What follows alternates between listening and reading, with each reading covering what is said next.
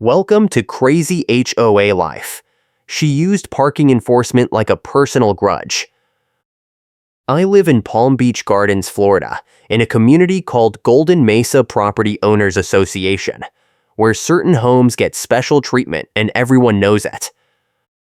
I work as a building maintenance technician, which means I know every rule and every loophole before most people finish reading the covenant packet. That knowledge saved my life the night Heather Howard decided my guest was parked illegally and called a tow truck while I was still standing next to my car. "You are not allowed to do that without permission," Heather screamed from the sidewalk, her voice cutting through the drizzle like a blade. She had jogged down from the clubhouse the second my friend pulled up to the curb, carrying that little orange cone like it was a badge. She set it by my wheel, tapped it twice with her shoe, and told me the cone made the tow official. I stared at her. The cone was the size of a juice bottle. My friend was visiting my elderly parent, who needed a ride to a medical appointment in the morning, and I could not risk losing my car tonight. Heather did not care. She pulled out her phone, mounted it on a gimbal she kept in her windbreaker pocket, and started filming my face from 6 inches away. "The rules do not care about your excuses, and neither do I," she said, her phone lens catching the streetlight glare. Behind her, the tow truck rolled to a stop, diesel engine idling low and heavy. The driver climbed out, clipboard in hand, and Heather waved him over like she was directing traffic. I asked to see the authorization. He shrugged and said the HOA called it in. Heather held up a laminated placard with a gold foil seal, no readable text, just the association logo and her title printed across the top in block letters. She told me guest parking required a decal, and since my friend did not have one, the car was in violation. I pointed out that this was a public street. She laughed and said the addendum gave the HOA enforcement authority over the curb zone. I had read that addendum. It said no such thing. I told her I wanted to see the signed tow authorization. She said it was on file. I asked which file. She said the portal. I pulled out my phone and opened the Golden Mesa portal right there on the street, rain misting the screen. No entry, no violation, no notice. Heather stepped closer, her gimbal phone bobbing with every word. She told me the entry was pending because the system updated overnight. I said that was not how the portal worked. She said I was stalling. The tow driver walked past me, crouched by the rear wheel, and started positioning the wheel lift. I yelled for him to stop. He did not stop. Heather turned to a neighbor who had stepped onto their porch to watch. She told them I was violating the guest parking addendum and creating a safety hazard by blocking the fire lane access corridor. We were nowhere near a fire lane. The neighbor frowned and went back inside, but I saw the blinds shift. Someone was watching. Heather knew exactly what she was doing. She was building a narrative in real time, and every neighbor who peeked through their window was another vote she could count on later. I did not argue, because I already had something in my pocket she did not know about. 2 weeks earlier, I had filed a public records request with the county after hearing rumors that Heather had been flagged for harassment by another resident. The response came back 3 days ago. It included a formal complaint, a witness statement, and a time-stamped incident report showing she had done this exact stunt before using the same tow vendor and the same fake addendum language. I had not planned to use it yet, but Heather was forcing my hand. The wheel lift clicked into place under the tire. The driver stood and brushed his hands on his jeans. I stepped in front of him and asked again to see the signed authorization with a timestamp. He pulled a folded slip from his clipboard, but when I reached for it, Heather snatched it first and held it above her head like a referee card. She said the paperwork was proprietary, and I had no right to inspect it without board approval. I told her that was not how tow authorizations worked in Florida. She said she had done this before, and people fold every time. That line hung in the air between us. I memorized it. The driver asked Heather if she wanted him to finish. She nodded. I pulled out my phone and started recording. Heather immediately swung her gimbal around and filmed me filming her. She said I was intimidating a contracted vendor and she would add that to the violation report. I asked what violation report. She said the one she was filing tonight. I asked her to show me the original complaint that triggered the tow. She said it was verbal. I asked who made the complaint. She said she did in her capacity as Welcome Committee Chair. I pointed out that the Welcome Committee did not have enforcement authority. She said the board delegated it. I asked for the delegation resolution. She told me to check the portal. I checked the portal again, right there in the drizzle, with the tow driver standing beside me, looking uncomfortable. Still nothing. I took a screenshot. Heather saw me do it, and her face changed. She told the driver to load the car. He hesitated. I told him I had proof the authorization was not filed, and if he hooked the car without a valid ticket, I would file a complaint with the county, and his company would lose the vendor contract. He looked at Heather. She told him the HOA would indemnify him. He looked at me. I told him indemnification did not cover fraud. He stepped back from the wheel lift and said he needed to make a call. Heather lost it. She jabbed her finger at the driver and told him he was under contract, and if he walked away, she would personally ensure the HOA switched to a competitor. He said he needed authorization from dispatch. She said she was the authorization. He said he needed a timestamp. She said the timestamp was when she called. He said he needed it in writing. She grabbed the slip from the clipboard, scribbled a date and time in the margin with a pen from her pocket, and shoved it back at him. I saw the ink smudge in the rain. I took another photo. The driver made his call. I heard him say something about disputed authorization and liability. He listened for a minute, said copy that, and hung up. He told Heather his dispatch said to clear the scene until the HOA provided a signed board resolution or a valid violation entry with a posted timestamp. Heather said that was not the contract. He said that was the instruction. He climbed back in the truck, lowered the wheel lift, and drove off with the amber lights still spinning. Heather stood in the middle of the street, rain soaking her windbreaker, coffee tumbler shaking in her hand. She told me this was not over. I told her I knew. 3 days later, I got a certified letter. It came in a stiff brown envelope with the Golden Mesa logo embossed on the flap, no readable text inside, just a dense block of paragraphs citing the parking addendum, the guest decal requirement, and a demand for $375 in enforcement fees and administrative costs. The letter said the fees were due within 10 business days, and failure to pay would result in a lien filing and additional collection costs.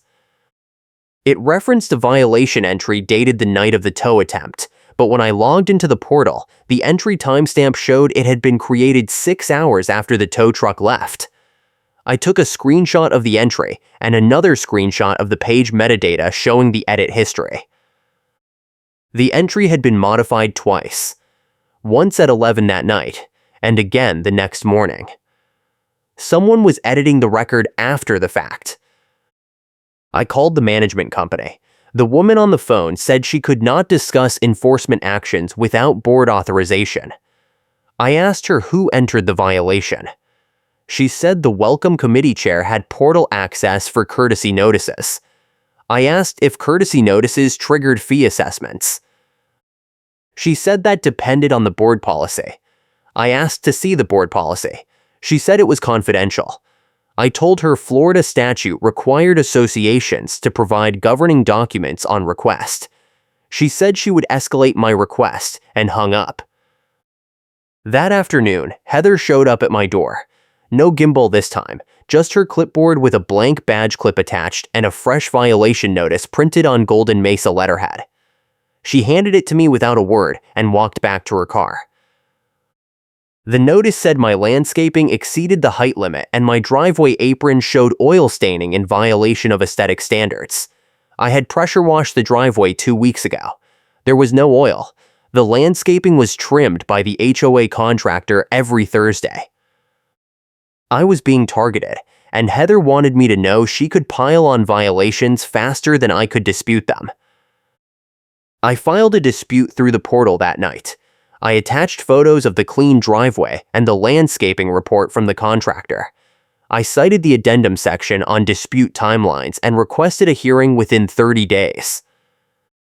The next morning, I got an email from the management company saying my dispute was under review and the fees remained due pending resolution. 2 days after that, I got a second certified letter saying the HOA had engaged a collections partner and my account was being transferred for non-payment. The collections letter included a new fee schedule with interest, late charges, and legal costs, balancing out at just over $900. The letter said the lien process would begin in 14 days. I contacted an attorney who specialized in HOA disputes. She reviewed my documents, the screenshots, the public records response, and the edited portal logs. She told me I had a strong case for improper enforcement and possibly harassment, but litigation would take months and cost more than the fees.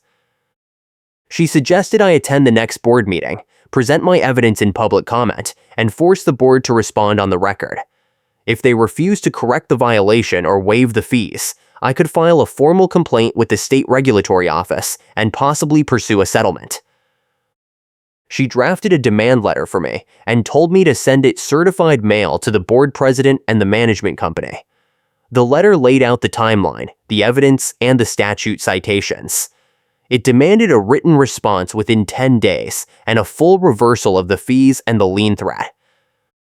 If you are enjoying this story, smash that like button and subscribe so you do not miss what happens next.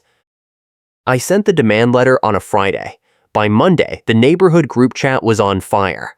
Heather had posted a long message claiming I was refusing to pay legitimate fees and threatening the HOA with frivolous litigation. She said my behavior was creating a hostile environment and endangering the community. She attached a photo of my car parked on the street with the orange cone next to the wheel, cropped to make it look like I was blocking a hydrant. Several neighbors liked the post. One person commented asking why the board allowed people to ignore the rules. Another said they had seen my friend parked illegally and were glad someone finally called it in.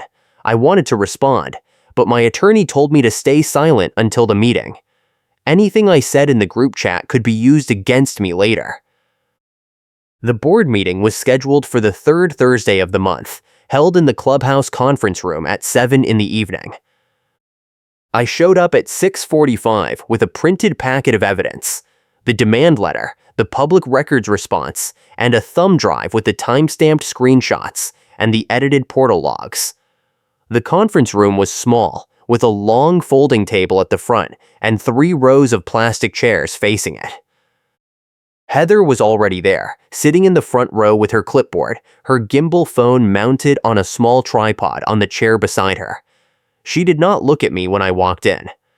The board president, a retired engineer named Bill, sat at the center of the table shuffling papers. The other board members, a couple named Jeff and Diane, sat on either side of him, looking uncomfortable. Bill called the meeting to order at 7 sharp. He ran through the standard agenda items, budget updates, maintenance reports, architectural review requests. Heather was taking notes on her clipboard, pen tapping against the edge in a steady rhythm. When Bill opened the floor for homeowner comments, I stood and walked to the front. I introduced myself, stated my address, and said I was there to dispute an improper enforcement action and request a full reversal of the associated fees and lien threat. Bill nodded and asked me to proceed. I laid out the timeline. I explained that Heather had called a tow on a vehicle parked legally on a public street, citing an addendum that did not grant the HOA enforcement authority over the curb. I showed the screenshots proving the violation entry was created hours after the tow attempt and edited twice after filing. I presented the public records response showing Heather had been flagged for identical behavior in a prior incident involving the same tow vendor and the same fake addendum language. I explained that the fees were based on a manufactured violation, and the collections threat was retaliatory.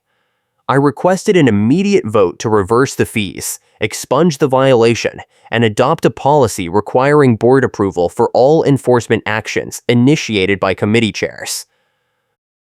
Heather stood before I finished. She said I was misrepresenting the facts and slandering her reputation. She said the tow was called in response to a legitimate safety concern, and the guest parking addendum clearly stated that decal enforcement applied to the curb zone. She said the portal entry was delayed due to a system update, and the edits were minor formatting corrections. She said the public records response was irrelevant because the prior complaint was withdrawn and no violation was ever substantiated. She said I was using the meeting to bully her and avoid paying fees that every other homeowner paid without complaint. Bill raised his hand and asked Heather to sit. She did not sit. She turned to the other board members and said this was exactly the kind of behavior the enforcement policy was designed to address. She said if the board allowed me to dispute every fee and drag the HOA into public records requests, the entire system would collapse. She said the community needed strong leadership and clear consequences. She said the rules do not care about your excuses, and neither do I. I heard that line again, and I smiled. I pulled out the thumb drive and handed it to Bill. I told him the drive contained the full portal edit history, the original violation entry, the 2 subsequent modifications, and the timestamps proving the entry was backdated to justify the tow. I told him I also had a recording of Heather stating she had done this before and people fold every time, and I was prepared to play that recording if the board refused to address the evidence. Bill plugged the thumb drive into his laptop. The screen lit up with the portal login page. He opened the file directory and clicked on the first screenshot. The room went silent. Diane leaned over and looked at the screen. She asked Heather when the entry was created. Heather said the timestamp was a system error. Diane asked why there were 2 edits. Heather said the system auto-saved drafts. Diane asked why the draft showed a different date than the final entry. Heather said she did not know how the system worked. Jeff asked to see the public records response. I handed him the printed copy. He read it slowly, his face getting redder with each paragraph. He looked up at Heather and asked if she had called a tow on another resident using the same addendum language. Heather said the prior incident was unrelated. Jeff said it looked pretty related to him. Bill closed the laptop and looked at Heather. He asked her to explain the edits. She said the entry was accurate regardless of the timestamp. He asked her to explain the public records complaint. She said the complaint was false and politically motivated. He asked her why she had portal access to enter violations without board approval. She said the board delegated that access to the Welcome Committee. Bill said he did not remember voting on that. Jeff said he did not remember it either. Diane said she wanted to see the delegation resolution. Heather said it was verbal. Bill said there was no such thing as a verbal resolution. Heather grabbed her clipboard and her tripod and walked toward the door. Bill called after her and told her to sit down.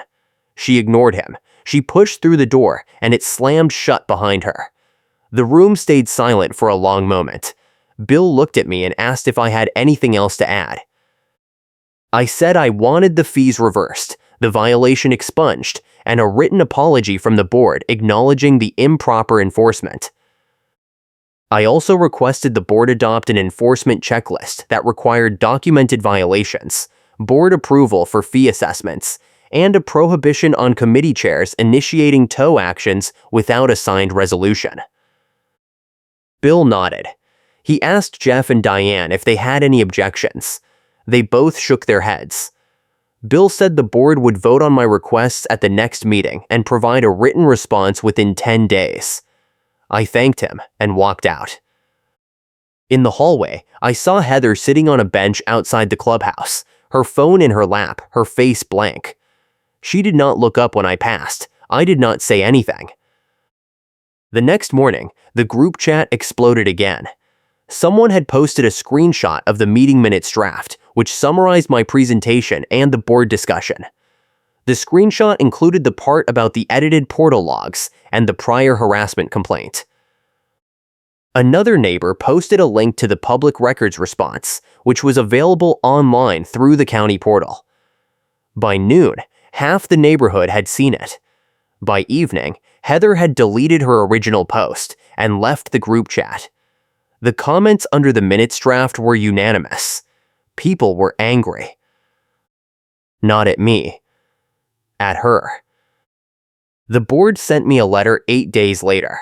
It reversed the fees in full, expunged the violation from my account, and apologized for the improper enforcement action. It also included a new enforcement policy requiring violations to be documented with photos, time-stamped, and approved by a majority board vote before any fee assessment or tow action. The policy prohibited committee chairs from initiating enforcement actions without board authorization and required all portal entries to include audit logs that could not be edited after filing. The letter said the policy would be presented at the next meeting for a formal vote and would take effect immediately upon approval. 2 weeks after that, I got an email from Bill. He said the board had reviewed Heather's role as welcome committee chair and determined that her actions had created liability for the association. He said the board had voted to remove her as chair and reassign her to a non-enforcement advisory role. He said she would no longer have access to the portal or the authority to issue courtesy notices. He also said the board had terminated the contract with the tow vendor and was conducting a review of all enforcement actions initiated in the past year to identify any similar issues. He thanked me for bringing the matter to their attention and said the board was committed to fair and transparent enforcement going forward. The following month, Heather attended the board meeting. She sat in the back row, no clipboard, no tripod, no coffee tumbler. When the meeting reached the homeowner comment period, she stood and asked to address the board. Bill recognized her. She said she wanted to clarify her record and explained that her enforcement actions were motivated by a commitment to community standards, not personal animus. She said the portal issues were technical errors and the prior complaint was based on a misunderstanding. She said she hoped the board would reconsider her removal and allow her to continue serving the community. Before Bill could respond, another homeowner stood. His name was Mark, a retired contractor who had lived in Golden Mesa for 15 years and was well liked by everyone. He said he wanted to speak in support of the new enforcement policy. He said he had reviewed the evidence I presented and he believed the board made the right call. He said Heather had overstepped her authority and created a hostile environment that damaged the community. He said he appreciated her past service, but he did not think she should have any enforcement role going forward. 3 other neighbors stood and echoed his comments. Heather sat down and did not speak again. Bill thanked everyone for their input and said the board stood by its decision. He said the new enforcement policy was now in effect and all committee chairs had been notified of the updated procedures. He said the board would continue to monitor compliance and address any concerns that arose. He moved to the next agenda item. Heather stood, walked to the door, and left without looking back. I never saw her at another meeting. A month later, I was carrying groceries from my car when I heard a crash. I turned and saw Heather standing in the mailbox cluster area. Her handheld scanner on the ground, screen cracked, battery cover popped off. She had been scanning license plates, probably building a new list of violations, and the scanner had slipped from her hand and skittered across the pavement. She looked at me, then looked at the scanner, then picked it up and walked to her car without a word. The screen flickered once and went dark. I kept walking. The neighborhood group chat stayed quiet for a few weeks.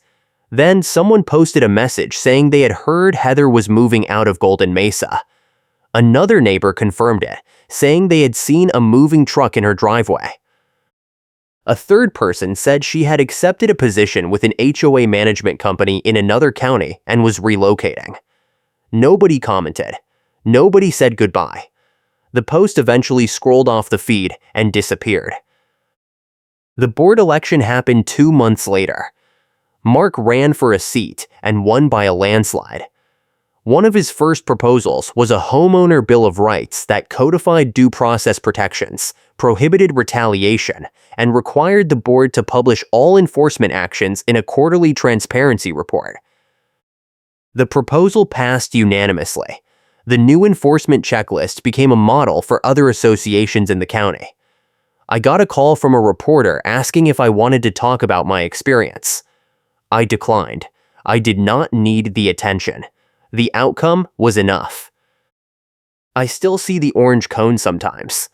Heather left it behind, sitting in the corner of the clubhouse storage closet. Nobody has thrown it away. It just sits there, a bright little reminder of the night she overplayed her hand and lost everything. I think about that night a lot. I think about the wheel lift sliding under my car, the rain soaking through my shirt, the way Heather held that phone in my face like a weapon. I think about how close I came to folding, to paying the fees, to walking away. I did not fold. I documented. I fought back with paper, with timestamps, with the exact rules she thought she owned. And when the moment came, I played the clip out loud in the meeting so Karen could not talk over it. The board adopted an enforcement checklist that limits Karen tactics. Heather was removed as meeting chair and lost the microphone control. Her own video clip blew up the neighborhood chat, the board panicked, and she resigned before the next meeting. A documented appeal overturned the decision on the record. The whole thing took 4 months, start to finish. 4 months of certified letters, screenshots, meetings, and sleepless nights, wondering if my elderly parent would miss their appointment because Heather wanted to prove a point. But it was worth it. Because now, when I park on the street, nobody puts a cone by my wheel. Nobody threatens a tow. Nobody films my face. The rules are still there, but they are applied evenly, with process, with accountability. That is all I ever wanted. I still live in Golden Mesa. I still work maintenance. I still know every rule and every loophole. But now, when I see a new neighbor moving in, I make a point to introduce myself. I tell them about the enforcement policy. I tell them about the transparency report. I tell them about the homeowner bill of rights. I tell them that if they ever get a violation notice, they should document everything, request the portal logs, and show up to the meeting. I tell them that the system only works if people hold it accountable. Most of them nod and thank me and move on. But some of them remember, and when they get that first certified letter, they know what to do. Heather is gone. The tow vendor is gone. The fake addendum language is gone. The edited portal logs are gone. The harassment is gone. What remains is a community that learned a hard lesson about power, about process, and about the difference between rules and control. The board is better. The neighbors are better. The HOA is better. And I sleep better, knowing that my car will be in the driveway when I wake up, and my parent will get to their appointment on time. And nobody will ever put a cone by my wheel and call it official again. Keep your receipts, and I will catch you next time.